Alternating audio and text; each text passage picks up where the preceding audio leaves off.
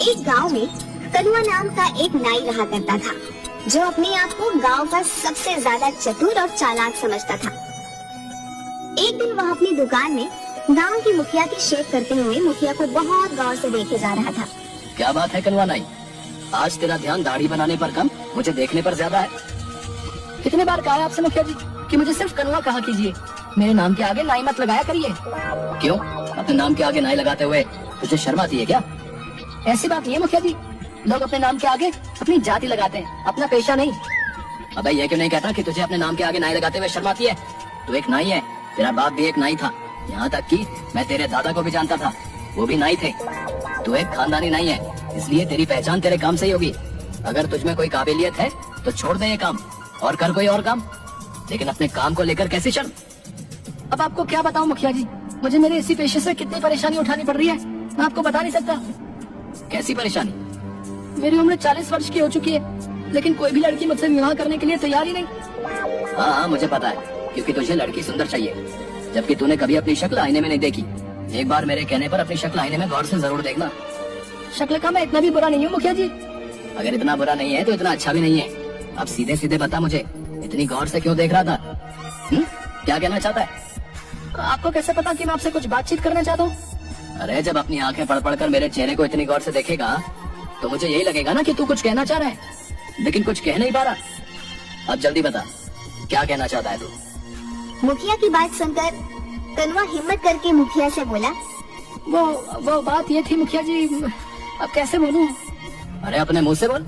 हाँ, मुंह से ही बोलूंगा मुखिया जी। आप भी मुखिया जी, आपकी बेटी नंदनी की अभी तक शादी नहीं हुई ना, वो भी लगभग 35 के आसपास ही है। आप अपनी बेटी की शादी मुझसे करा दीजिए।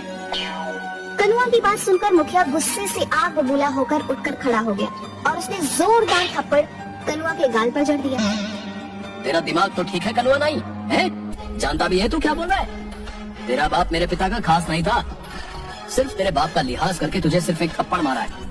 अगर तेरी जगह कोई और ये बोलने की हिम्मत करता ना, तो मैं उसकी मार मार कर हड्डी पसली एक कर देता। मेरी हिम्मत कैसे हुई ये सब सोचने की? मैंने ऐसा क्या गलत कह दिया मुखिया जी? मैंने तो सिर्फ आपकी बेटी से शादी करने के लिए बोला है। अबे बेवकूफ है, तू एक नाई है, नाई। तेरा और मेरी बेटी का रिश्ता नहीं हो सकता, असंभव है। मेरी बेटी के बारे में सोचने से पहले एक बार अपना पेशा तो देख लेता। और चल, एक बार को मैं तेरा पेशा भी भूल जाऊं, पर क्या तूने कभी आईने में अपनी शक्ल देखी है? किसी पुराने पेड़ का घटिया सड़ा हुआ आम दिखता है तो। इतना कहकर मुखिया गुस्से से बाहर चला गया। मुखिया की बात कनुआ को बिल्कुल भी पसंद नहीं आई। तू है मुझ पर, अरे अगर मैं नाई हूँ तो इसमें मेरी क्या गलती है? क्या मेरे कोई अरमान नहीं है? मेरे को सपने नहीं है? ये गाँव का मुखिया अपने आप को समझता क्या है? नहीं रहना मुझे इस गाँव में, और नहीं करना मुझे अब ये नाई का धंधा। अब तो मैं किसी जमींदार की बेटी से ही विवाह करूंगा और अब इस गाँव में कुछ बनकर ही लौटूंगा। हाँ। अगले दिन कनुआ ने अपनी नाई की दुकान बंद कर दी और नए धंधे की तलाश में वो दूसरे गांव की ओर चल दिया। वह जंगल के रास्ते में ही था कि तभी उसके कानों में एक साधु की आवाज टकराई। आगे मत जाना बेटा, आगे एक शेर बैठा हुआ है। तुम्हारा दिमाग तो ठीक है साधु, शेर घने जंगलों में होते हैं। मैं कोई मामूली साधु नहीं हूँ, यकीन नहीं आता तो कुछ देर मेरे पास बैठ जा। कनुआ साधु के पास बैठ गया। कुछ ही देर में एक शेर दहाड़ता हुआ आकर उन दोनों को घूरने लगा। साधु जी, ये शेर तो हम दोनों को खा जाएगा, आपने तो मुझे मरवा दिया। चिंता मत कर, जब तक मैं तेरे साथ हूँ शेर तेरा कुछ नहीं करेगा, कुछ देर में चला जाएगा। कुछ देर बाद जंगल की ओर चला गया। आप तो वाकई बात पहुँचे हुए। साधु रहस्यमयी अंदाज में मुस्कुरा कर बोला, मैं जानता हूँ कि तू एक नाई है और नाई का धंधा छोड़कर तू दूसरे धंधे की तलाश में दूसरे गाँव जा रहा है ताकि कुछ बनकर अपने गाँव लौटे। आप तो अंतर्यामी भी निकले बाबा, मेरी मदद कीजिए। क्या चाहता है तू?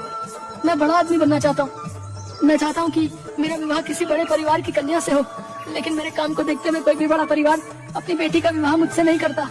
इसीलिए मैंने अपना गांव छोड़ दिया, क्योंकि वहाँ सब मुझे नाई नाई बोलकर ही पुकारते हैं, और इसी वजह से मैं 36 वर्ष तक की उम्र में कुंवारा हूँ। ठीक है, मैं तेरी मदद करने के लिए तैयार हूँ, लेकिन मैं तुझे अपनी मायावी शक्ति से धन दौलत तो नहीं दे सकता। मैं आपकी बात का मतलब नहीं समझा। मैं तुझे एक शक्ति दे सकता हूँ। कैसी शक्ति साधु जी? तो जिस किसी भी व्यक्ति को कुछ देर तक गौर से देखेगा तो तू उस व्यक्ति का कुछ देर बाद भविष्य देख लेगा। दूसरों का भविष्य देखने से मुझे क्या फायदा होगा?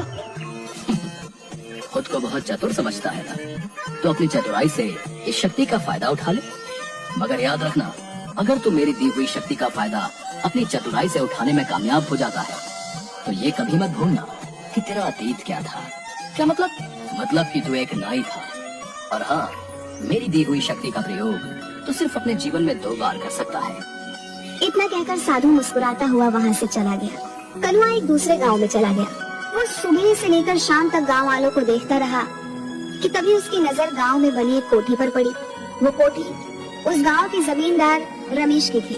रमेश अपनी कोठी के बाहर एक शहरी व्यक्ति से अपनी एक जमीन का सौदा कर रहा था। कनुआ उस जमींदार को गौर से देखने लगा।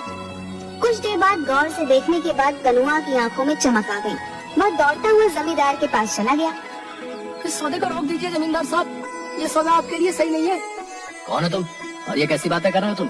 कहीं तुम पागल तो नहीं हो गए? तुम जानते भी हो कि ये सौदा करोड़ों का है। मेरा नाम कनुआ है। मैं कुछ दिन पहले ही विदेश से हिंदुस्तान आया था, मगर ट्रेन में मेरा किसी ने पासपोर्ट, मेरे सारे पैसे सब चुरा लिए। तब से मैं ऐसे ही उस चोर को पकड़ने के लिए भटक रहा हूँ। देखिए, मैं भी एक बहुत बड़ा बिजनेसमैन रहा हूँ और मेरी नजर ये बता रही है कि आपके सामने ये जो व्यक्ति बैठा हुआ है ये धोखेबाज है। कनुआ की बात सुनकर रमेश की आंखों में क्रोध झलकने लगा। तू तो ये कहना चाहता है कि तू विदेश से पढ़कर आया है तो तू ज्यादा चालाक है, और मैं गांव का हूँ तो मुझे कोई अकल नहीं है? तभी रमेश की पत्नी अनीता अपने पति से बोली, अरे एक बार फोन करके पता करने में क्या हर्ज हो सकता है कि इसका अंदाजा सही हो। सोचिए, अगर इसकी बात कुछ प्रतिशत भी सही निकली तो आप तो सड़क पर आ जाएंगे। अपनी पत्नी की बात सुनकर रमेश सोच में पड़ गया। वह तुरंत फोन लगाकर किसी से बात करने लगा। अचानक रमेश के चेहरे पर गुस्सा झलकने लगा और जो व्यक्ति रमेश के सामने बैठा हुआ था वो वहाँ से भागने लगा। पकड़ो इसे, ये फ्रॉड है।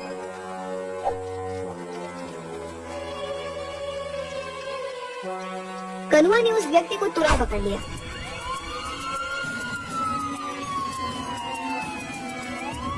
रमेश ने उस व्यक्ति को पकड़कर पुलिस के हवाले कर दिया। रमेश नहीं जानता था कि कनुआ ने उसका भविष्य देख लिया था कि भागने वाला व्यक्ति भविष्य में रमेश के साथ धोखा करने वाला था।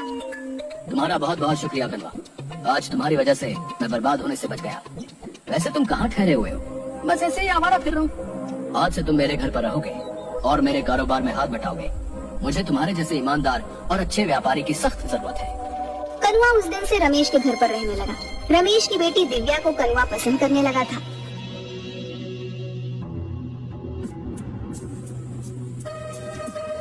एक दिन रमेश अपनी बेटी के साथ कार से शहर जा रहा था कि तभी कनुआ बोला, कहाँ जा रहे हैं आप? अभी कुछ देर पहले बताया तो था, मुझे शहर में कुछ काम है और इसी बहाने दिव्या को कुछ शॉपिंग भी करा दूंगा। आज मत जाइए, कल चले जाइएगा।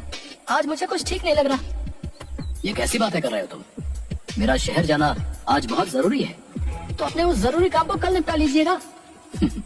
कनुआ, तुम व्यापारी अच्छे हो, लेकिन अब तो तुम ऐसे बातें कर रहे हो जैसे कि तुम फ्यूचर देख सकते हो, और तुम्हें पहले से ही आभास हो गया है कि आज मेरे साथ कुछ सही नहीं होने वाला।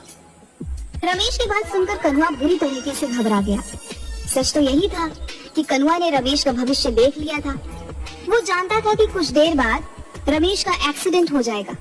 रमेश की पत्नी अनीता रमेश से बोली, आप कनुआ की बात मान क्यों नहीं लेते? अपने जरूरी काम को कल कर लीजिएगा।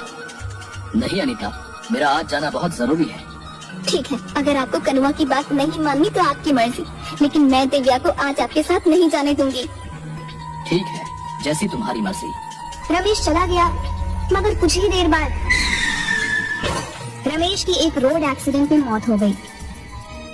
दिव्या और अनीता इस दुनिया में अब अकेली रह गई थी। इतने बड़े कारोबार को संभालने वाला कोई नहीं था। कुछ दिनों बाद अनीता कनुआ से बोली, मेरे पति के जाने के बाद अब इतने बड़े कारोबार को कौन संभालेगा? मैंने और मेरे पति ने सोचा था कि सारा का सारा कारोबार दिव्या के पति के हवाले कर देंगे और हम दोनों तीर्थ पर चले जाएंगे, लेकिन वो ये दिन देख न सके। मैं चाहती हूँ कि मेरी बेटी का विवाह तुमसे हो जाए। क्या तुम मेरी बेटी से विवाह करोगे? अनीता की बात सुनकर कनुआ के मन में लड्डू फूटने लगे। कनुआ यही तो चाहता था कि उसने तुरंत हामी भर दी और दूसरे दिन दिव्या और कनुआ का विवाह धूमधाम से हो गया। कनुआ रातों रात करोड़पति बन गया, लेकिन गांव वालों से मिले मान सम्मान की वजह से वो खुद को राजा समझने लगा। एक रोज रात के वक्त कनुआ अपनी पत्नी से बोला, देखो, तुम मेरी पत्नी हो तो ये तुम्हारे लिए बहुत बड़ी खुशनसीबी की बात है। तुम्हें मेरी सेवा करनी चाहिए। मैं तो आपकी सेवा ही करती हूँ, देखो मैंने ही एक बार तुम्हारे पापा को बर्बाद होने से बचाया था। अगर मैं ऐसा नहीं करता तो वो उसी दिन सड़क पर आ जाते। अच्छा, मेरे पैरों में बहुत ज्यादा दर्द है, मेरे पैर दबा दो। कनुआ की बात सुनकर उसकी पत्नी उसके पैर दबाने लगी। कनुआ लगातार कई घंटों तक अपनी पत्नी से पैर दबाता रहा। थकान से जैसे ही उसकी पत्नी की आंख झपकी, कनुआ तुरंत बोला, जब तक मैं न कहूँ तब तक तुम्हें रुकना नहीं है। हाँ, इसके बाद तुम्हें मेरा सर भी दबाना है। उस दिन के बाद कनुआ अपनी पत्नी से रोज रात भर पैर दबवाता। एक रोज दिव्या परेशान होकर अपनी माँ से बोली, इन्होंने तो मेरा जीना हराम कर रखा है। रोज रात भर ये मुझसे कभी पैर कभी सर दबाते हैं, मैं सो नहीं पाती। बेटी लेकिन तू चिंता मत कर, मैंने सुना है कि यहाँ एक बहुत पहुँचे हुए साधु आए हैं जो सबकी मुसीबतें दूर कर रहे हैं। कल मैं तुझे चुपके से उन्हीं के पास ले चलूंगी। अगले दिन दिव्या की माँ अपनी बेटी को उन्हीं पहुँचे हुए साधु के पास ले गई। क्या हुआ बेटी? मेरे पति मुझसे प्यार नहीं करते, मुझसे गुलामों की तरह व्यवहार करते हैं। तुम्हारा पति क्या करता है? दिव्या ने सारी बात साधु को बता दी। दिव्या की बात सुनकर बाबा रहस्यमयी अंदाज में मुस्कुराते हुए दिव्या से बोले, जाओ कल किसी बहाने से अपने पति को मेरे पास भेज देना। क्या वो सुधर जाएंगे? हाँ, मैं अपनी तंत्र मंत्र की शक्ति से उसे बिल्कुल सही कर दूंगा। कल के बाद वो तुम्हारी किसी भी बात से इनकार नहीं कर पाएगा। दिव्या और उसकी माँ खुश हो गई। अगले दिन दिव्या अपने पति से बोली, सुनिए जी, सुना है गांव में बहुत पहुँचे हुए ज्ञानी बाबा आए हैं, आप उनसे मिलकर क्यों नहीं आते? हाँ, मैंने भी सुना है कि गांव में कोई पहुंचा हुआ ज्ञानी बाबा आया है। गांव वाले तो पागल हो गए, पर मैं पागल नहीं हूँ। ऐसा नहीं कहते जी, क्यों ना आप उनसे एक बार मिलाते? तुम्हारा दिमाग तो ठीक है, उस बाबा को कनुआ जमींदार से उल्टा मिलने आना चाहिए। भला मैं वहाँ क्यों जाऊँ? मैं वहाँ पर नहीं जाऊँगा। दिव्या मुँह लटकाकर फिर से साधु के पास चली गई। बाबा वो तो आने को तैयार ही नहीं, वो तो उल्टा मुझसे ये कह रहे हैं कि आपको उनसे मिलने जाना चाहिए। दिव्या की बात सुनकर साधु फिर से मुस्कुराता हुआ बोला, तो किसी बहाने से अपनी माँ के साथ कुछ देर के लिए दोपहर के वक्त यहाँ पर आ जाना। तुम्हारी गैर मौजूदगी में मैं तुम्हारे घर पर जाकर तुम्हारे पति का तंत्र मंत्र से सही से इलाज कर दूंगा। दिव्या, दिव्या कहाँ हो तुम? तभी कोई जोर जोर से दरवाजा पीटने लगा। अबे दरवाजा भी मुझे खुद ही खोलना पड़ेगा। बताओ कैसे दिन आ गए हैं, अब दरवाजा खोलने भी मैं स्वयं ही जाऊँ। इतना बोलकर कनुआ ने दरवाजा खोल दिया, मगर सामने का नजारा देखकर तो वह बुरी तरीके से डर गया। उसके सामने उसके पुराने गांव का मुखिया खड़ा था, जो तुरंत अंदर आ गया। मुखिया जी, आप यहाँ कैसे? अच्छा, तो तू नाईगिरी छोड़कर यहाँ जमींदार बना बैठा है? अगर मैं तेरी पत्नी और गांव वालों को बता दूं कि तूने कभी विदेश की शक्ल नक्शे में भी नहीं देखी, बल्कि तू एक नाई है, तो कभी सोचा ही गांव वाले तेरे साथ क्या करेंगे? तेरी मार मार कर हालत खराब कर देंगे और तुझे लोगों के साथ फ्रॉड करने के जुर्म में जेल हो जाएगी। सोच, तेरी पत्नी की नजरों में तेरी क्या इज्जत रह जाएगी। मुखिया जी, मैंने आपका क्या बिगाड़ा है? आप भला ये किसी को क्यों बताएंगे? तेरी पत्नी दिव्या मेरी दूर की रिश्तेदार है। क्या? और सुन कनुआ, तेरी पत्नी को मैंने सब बता दिया है। वो बेचारी तेरे आतंक से बेहद परेशान हो चुकी थी, मुझसे उसका दुख देखा नहीं गया। ये आपने क्या किया मुखिया जी? वो गांव में आप सबको बता देगी, मैं बर्बाद हो जाऊंगा। नहीं, मैंने उसे मना कर दिया है कि ये राज वो किसी को नहीं बताएगी, लेकिन उसने एक शर्त रखी है। कैसी शर्त? यही कि आज के बाद तू उसका हर काम करेगा, यहाँ तक कि तू उसके पैर भी दबाएगा। एक जिम्मेदार पति की तरह उसे पत्नी का दर्जा देगा, न कि उसके साथ गुलामों की तरह व्यवहार करेगा। मुझे मंजूर है। ठीक है। इतना बोलकर मुखिया वहाँ से चला गया, मगर बाहर आते ही मुखिया साधु में परिवर्तित हो गया और सीधा दिव्या के पास जाकर बोला, जाओ, मैंने तुम्हारे पति को सुधार दिया है। दिव्या खुश होती हुई वहाँ से चली गई। उसने घर जाकर देखा कि कनुआ डरा हुआ दिव्या की ओर देख रहा था। अरे तुम आ गई प्रिया, थक गई होगी, लाओ मैं तुम्हारे पैर दबा दूं, लाओ लाओ। उस दिन के बाद से कनुआ नाई की सारी चतुराई धरी की धरी रह गई।